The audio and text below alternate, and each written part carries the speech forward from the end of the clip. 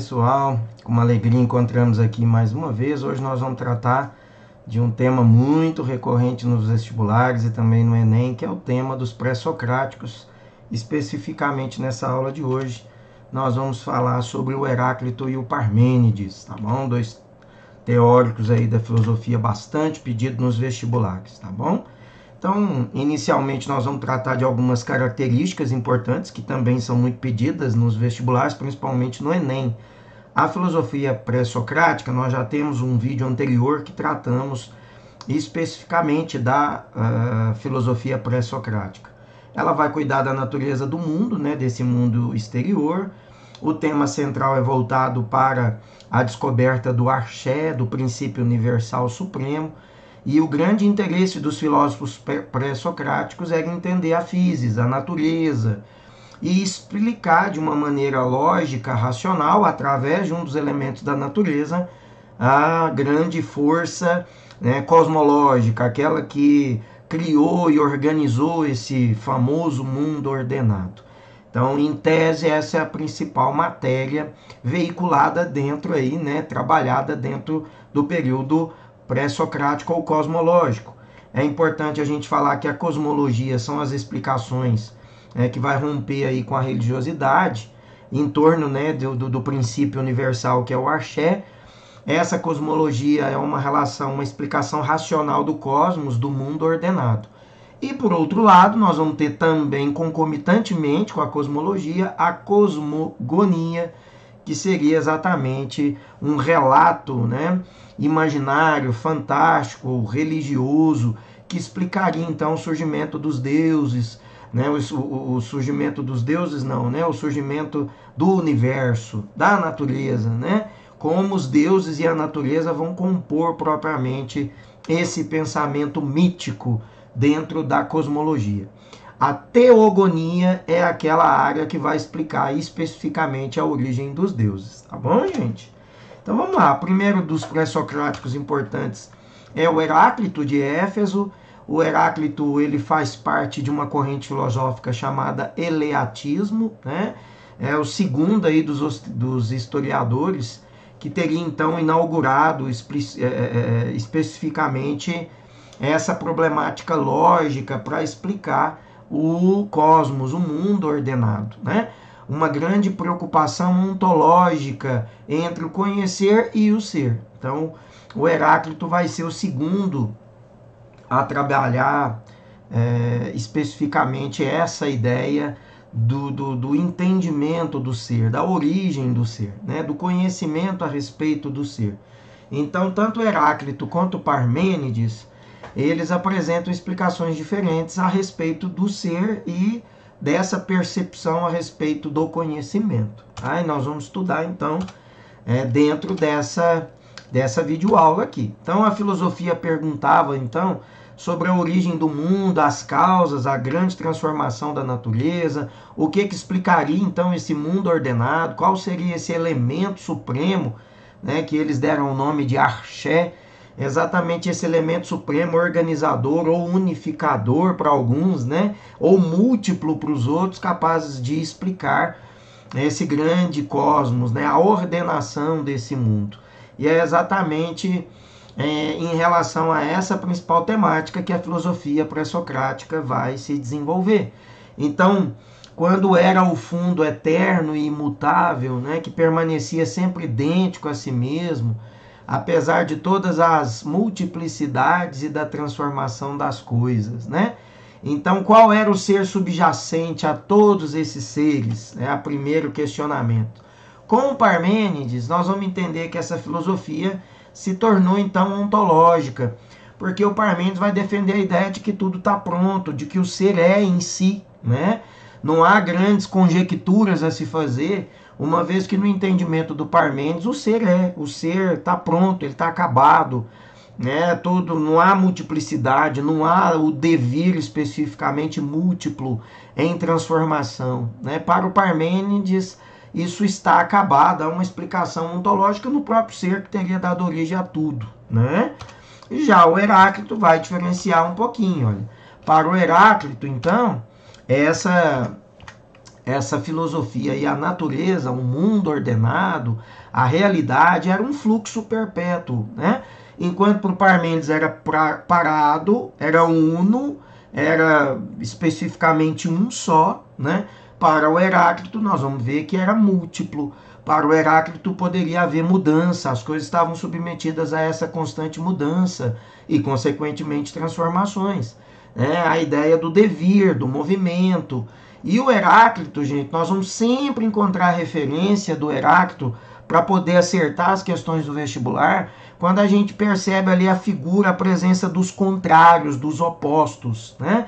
Então ele vai falar de fumaça, fogo, ar e dia e noite, fumaça em ar, noite e dia, o velho e o novo, o ouro e a prata. Então, nos textos que reportam propriamente a figura, a filosofia do Heráclito, nós vamos ver essa ideia de transitoriedade, essa ideia de movimento, essa ideia de oposição, aquilo que não está pronto e acabado. Já na filosofia do Parmênides, nós vamos ver que está pronto, acabado, porque para o Parmênides o ser né? O ser é uno, é um só, ele se auto-explicaria, né? Então, o Heráclito nasceu aí em Éfeso, né, na Jônia, ali nas colônias onde também surgiu a filosofia, na área da Jônia, na Ásia Menor, tal como grande parte dos contemporâneos pré-socráticos, né, ele também vai buscar essa compreensão da multiplicidade do real. Ao contrário, né, deles, ele não rejeita as contradições, para ele as contradições estão presentes. E as contradições explicariam o devir, o movimento, né? A transitoriedade. Então, portanto, não há um ser estático, um ser único, um ser parado, como pregam, né, o Parmênides e outros que seguem a filosofia do Parmênides. Para o Heráclito, há uma presença forte da transformação. O fogo, por exemplo, é um elemento forte que vai explicar esse movimento. Eu gosto sempre de fazer ali uma metáfora da vela, a chamazinha da vela. Parece que ela dança, o movimento né? A gente acende ali o pavio da vela e ela parece que dança o tempo todo, não é? É exatamente essa ideia da agitação, né? Do devir. O fogo que ora acende, ora apaga. O fogo que ora protege, né? Protege dos animais peçonhentos, protege de ataque de grandes animais, principalmente no período pré-histórico. E o mesmo fogo, ele pode ser motivo também de destruição, porque ele destrói a casa, ele destrói a plantação, né? Então, o fogo como grande agente de multiplicidade, de transformação, de oposição, o que indica fortemente para nós a filosofia do Heráclito, né? Então, se todas as coisas não cessam de transformar, como podemos explicar que as nossas percepções nos ofereçam as coisas como se fossem estáveis e permanentes? Então é um questionamento que o Heráclito faz. Ele fala, ó, tudo está mexendo, as coisas todas estão em transformação. Como que nós poderemos então explicar, ou como que nós podemos achar e acreditar que tudo é estável, né? Que as coisas estão estáveis, estão permanentes, estão paradas? É o primeiro questionamento importante do Heráclito, porque para ele tudo se transforma, tudo está em constante movimento. Não há propriamente uma estabilidade, e muito menos a ideia de um uno, de um permanente, de estável, daquilo que está parado, pronto e acabado, como vai defender o Parmênides. O Heráclito é contra esse modelo. Então, o tema central do Heráclito indica a diferença que os nossos sentidos nos oferecem e o conhecimento que o nosso pensamento alcança.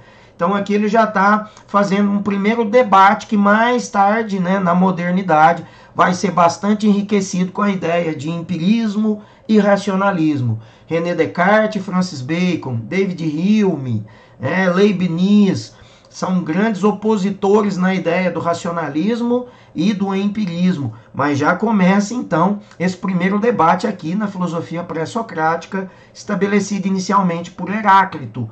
Então ele vai dizer, nossos sentidos nos oferecem a imagem da estabilidade. A gente pensa que é estável, né?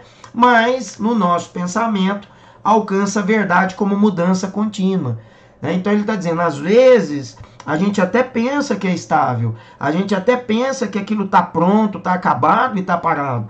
Mas quando a gente pensa, quando a gente raciocina, Quando a gente vai fazer reflexões críticas a respeito disso, nós vamos perceber que as coisas estão sujeitas à mudança, que há uma transformação contínua, que mesmo a natureza oferece essa transformação.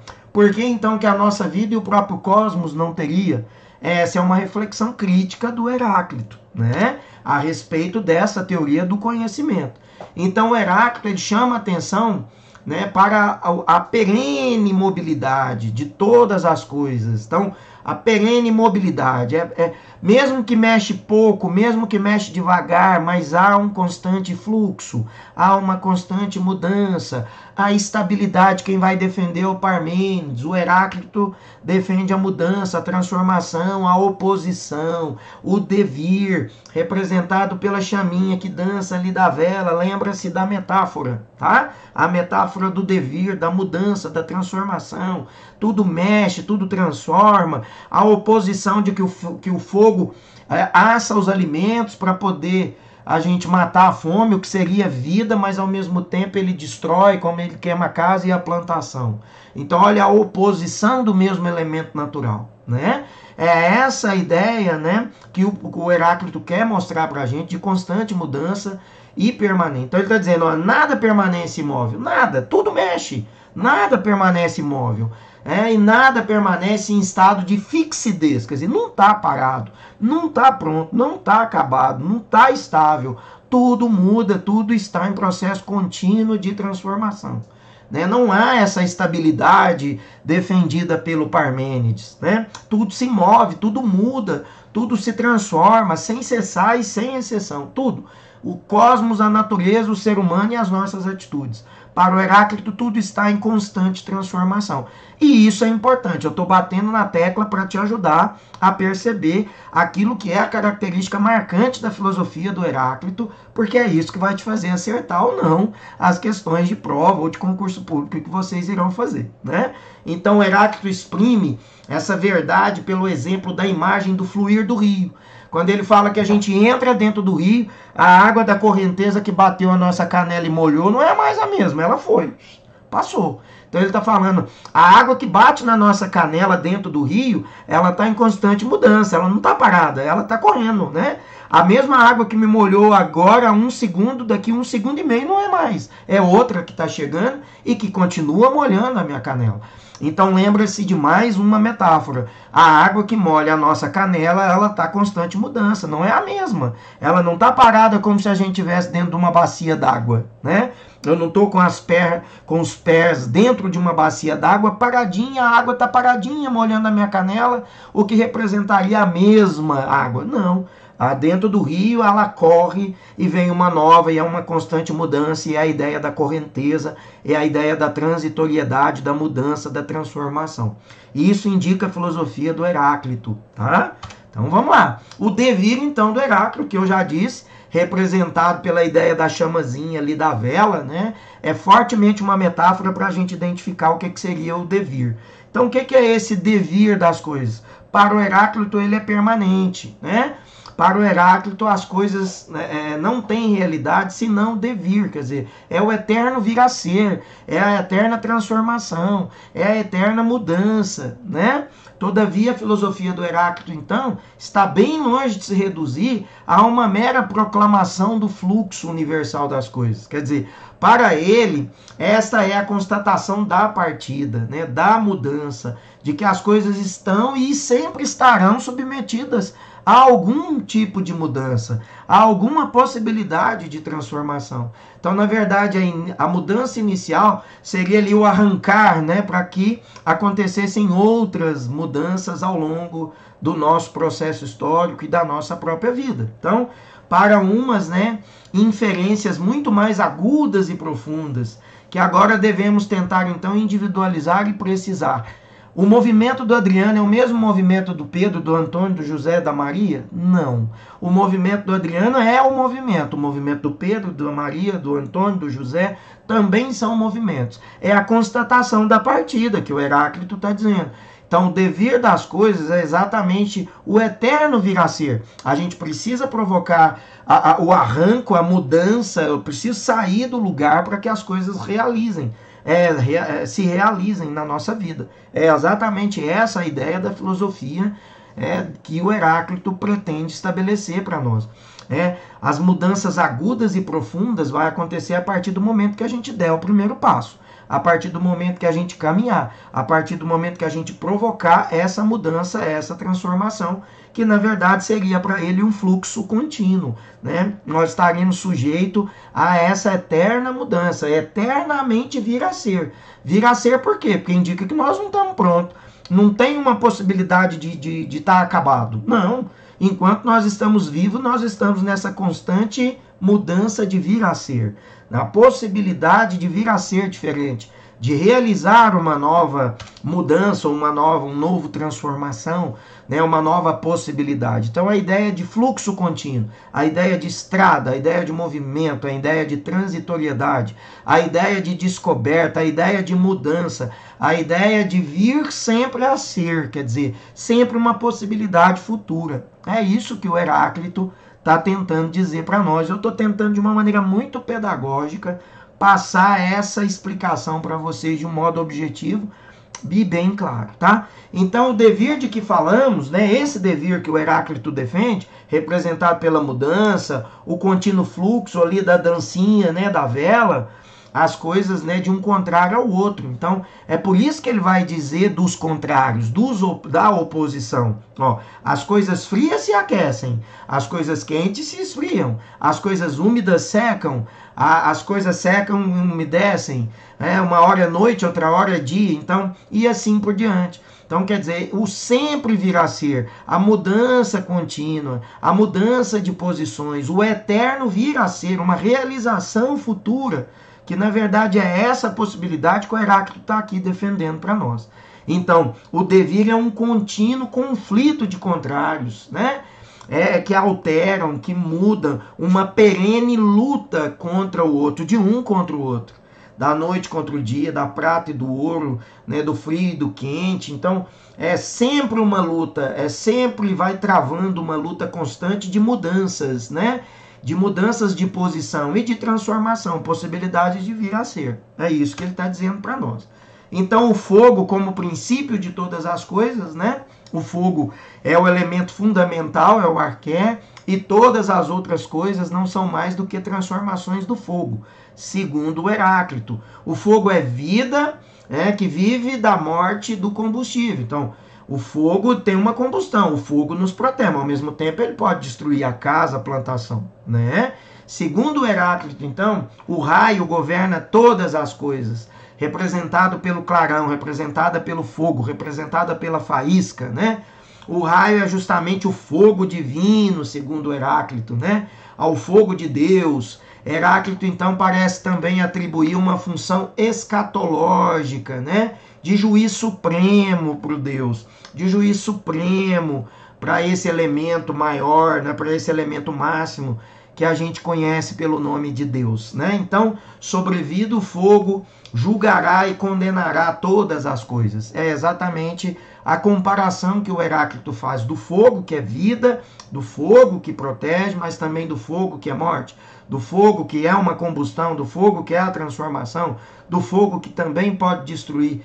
E ele reporta a ideia do raio, né, como uma faísca que veio dos céus, exatamente com a possibilidade de a todos nós governar, nos julgar, né, condenar, a partir das nossas atitudes, representando aí a ideia de um Deus, a ideia de que o Heráclito confiava na existência de um Deus ainda no século VII antes de Cristo. Ele já estabelecia a ideia do raio na figura central que ele dava o nome de Deus, né?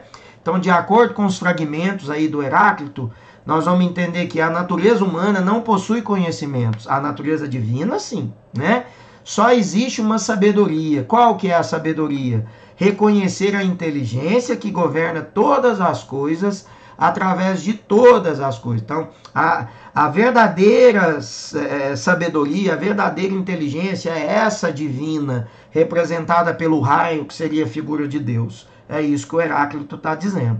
Fica claro, então, que este princípio é o logos, é o princípio de verdade, é o princípio de conhecimento, é aquilo que explicaria tudo, né? O logos representa o raio, o logos é a sabedoria divina, é aquela que é máxima e absoluta, que estaria acima de todos nós. né? É isso que ele está dizendo. Então, o que como muitos sustentam, né, não se quer dizer propriamente razão e inteligência, mas antes de ser razão e inteligência atribuída a nós, seres humanos, é a regra segundo a qual todas as coisas se realizam. É a lei comum de todas as coisas, é a maior de todas as leis, é aquela que teria criado inclusive a inteligência e o próprio pensamento. Então, o pensamento e a inteligência estariam num degrau, enquanto que o raio, simbolizado pela a grande sabedoria de Deus, estaria acima, hierarquicamente falando, né? Inclui a racionalidade e inteligência que está subordinada a esse grande poder do raio divino, simbolizado pela ideia de Deus. Então, a sabedoria e a inteligência está abaixo dessa sabedoria máxima que seria o raio de Deus, né? O logos de Deus. É essa a ideia que o Heráclito está aqui nos dizendo, tá bom? Então, para o Heráclito, o ser é múltiplo, por ele estar constituído de oposições, né? Fogo, água, noite e dia. Então, ele é múltiplo, ele não é uno, como vai pregar o Parmênides. O que mantém, então, o fluxo de movimento, olha. Não é um simples aparecer dos seres, mas é a luta dos contrários, a luta dos opostos que faz gerar um movimento. É na luta dos contrários, água, fogo, noite e dia, prata, ouro, é no embate constante desses opostos que nós temos a transitoriedade, que nós temos a mudança, que nós temos a possibilidade de vir a ser, né? Uma possibilidade futura, né? É aquilo que nós vamos realizar num futuro. Então, a guerra é pai de todos e rei de todos. Qual guerra? A guerra dos múltiplos, né? A que não permite que haja uma estabilidade. Por quê? Porque é transitoriedade, é múltiplo, é fluxo, é continuidade, é vir a ser. São conceitos básicos que eu repeti várias vezes no vídeo exatamente para fixar, né? São conceitos caracterizados da filosofia do Heráclito, é isso que cai na prova. Múltiplo, oposição, devir, o raio relacionado com o logos divino, a guerra que é pai de todos, porque a guerra é exatamente a oposição que gera o devir, que gera a transformação e que não permite que as coisas fiquem estáveis e paradas, né? Então, é a luta que nasce, é dessa luta que nasce a harmonia, como síntese do contrário. Contrário por conta dos opostos, né? Pode-se dizer, então, Heráclito teve uma intuição lógica da dialética, porque mais tarde o Platão vai dizer da dialética, e a dialética é o confronto de ideias. É exatamente no confronto de ideias que a gente tem a racionalidade, que a gente chega ao logos, que a gente chega à possibilidade do mundo inteligível. O qual foi o método que libertou o prisioneiro no mito da caverna? A dialética, a oposição. Não aceitar que haja uma verdade única, pronta, pré-estabelecida, com a qual eu tenho que confiar e pronto, acabou. Não, o Heráclito está dizendo que está sujeito a uma constante mudança, a uma guerra, a uma transformação, a um embate. A ideia da guerra, né, dos contrários, a ideia da dialética, que é a oposição de ideias, o logos, que é o raio de Deus que ilumina e que automaticamente é também o grande juízo que vai julgar tudo, inclusive a racionalidade e a inteligência, que estaria subordinadas ao raio de Deus. É isso que o Heráclito nos ensinou, tá? E aí, então, para a gente chegar para a final aí da nossa videoaula, que já está grandinha, me desculpem, mas o tema é muito importante, nós vamos falar agora do Parmênides, né? O Parmênides, então, vai dizer que tudo que existe é sempre idêntico a si mesmo, né? Permanece idêntico, o que indica que está parado, que indica que é um só. Então você está vendo que já está diferente da característica da filosofia do Heráclito. Lá é múltiplo, lá é o devir, lá tudo transforma, lá não tem nada que está parado, lá é um perene e constante movimento. Aqui no Parmênides você vê que ele já está dizendo que é único, né? Que é o idêntico a si mesmo, né? Então, o pensamento não pode pensar sobre as coisas que não são. Ou seja, que horas são de um jeito e horas são de outro. Ele está dizendo, ó, por isso que não dá para ser duplo. Não dá para eu pensar que uma hora é de um jeito e outra hora do outro. Ele vai defender que tudo é um só, que tudo é único, né? Para Parmênides, conhecer é alcançar o idêntico, o imutável, aquilo que não tem mudança, porque já está pronto, já está acabado, já está pré-estabelecido. Aqui reporta a mesma ideia do Descartes, aqui reporta a mesma ideia do Platão, porque são racionalistas. O Heráclito está ligado ao empirismo do Bacon, ao empirismo do David Hume, ao empirismo do Aristóteles, né? Porque lá é constante. Lá no Heráclito a gente usa os sentidos. Já no Parmênides está tudo pronto, indica a ideia de racionalidade. Conhecer é alcançar o idêntico, conhecer é encontrar com o próprio conhecimento, com aquilo que é imutável, que nunca vai mudar. Né? Por quê? Porque já está pré-estabelecido. É assim que defendem os racionalistas. Né? O pensar é o mesmo que dizer que um ser é, né? Em sua identidade profunda e permanente. Olha, profunda e permanente. Permanente, pronta, está acabada. Não tem que pensar em contrários nem em mudanças, como defende o Heráclito, né, gente? Então, olha, perceba que tanto Heráclito quanto Parmênides afirmam que perceber e pensar são diferentes, né? Perceber a ideia de ação, de captação, e pensar que é exatamente o raciocínio. Então, eles também entendem que é duas coisas distintas, a percepção e o pensar. O René Descartes também defende isso na modernidade. A percepção e o pensar, a reflexão, né?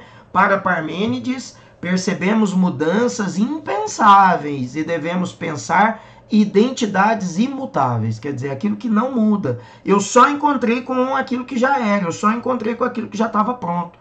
Eu só encontrei com aquilo que já estava pré-estabelecido. Eu não gerei novo, não é uma mudança. É aquilo que inicialmente já era. É assim que pensa o Parmênides. Então, ele formulou pela primeira vez o princípio de identidade. Segundo ele, o que está fora do ser não é. O não ser não existe. O não ser não existe. Portanto, o ser é um, o ser é uno, o ser está pronto, o ser é estável, o ser já está pronto e acabado. Quando eu desenvolvo o raciocínio, quando eu encontro o raciocínio lógico, na verdade eu estou encontrando com o idêntico, com aquilo que já era, com aquilo que já estava pronto e já estava pré-estabelecido em nós. Essa é a mesma ideia de racionalidade, né, gente? Então, sua principal e única obra conhecida, né, e da qual ainda restam fragmentos, é um longo poema filosófico de 2 partes e 150 versos, da natureza ou sobre a verdade, onde 2/3 se referem à metafísica e 1/3 à física. Defendi então a forma esférica da Terra, a ideia de forma esférica da Terra, né? E é exatamente o ser que é encontrado em si mesmo, o ser idêntico, é encontrar com aquilo que já é a imagem dele mesmo. Por quê? Porque ele já estava pronto em nós, tá bom? Eu espero que com essa videoaula eu tenha te ajudado. É um assunto muito recorrente nos vestibulares. Comenta aí nos comentários, mande a sua dúvida nos comentários, que eu tenho o maior prazer em te responder para esclarecer e ficar o assunto ainda mais cristalino para você. Um grande abraço, um beijo carinhoso e nós nos vemos num próximo vídeo. Tudo de bom!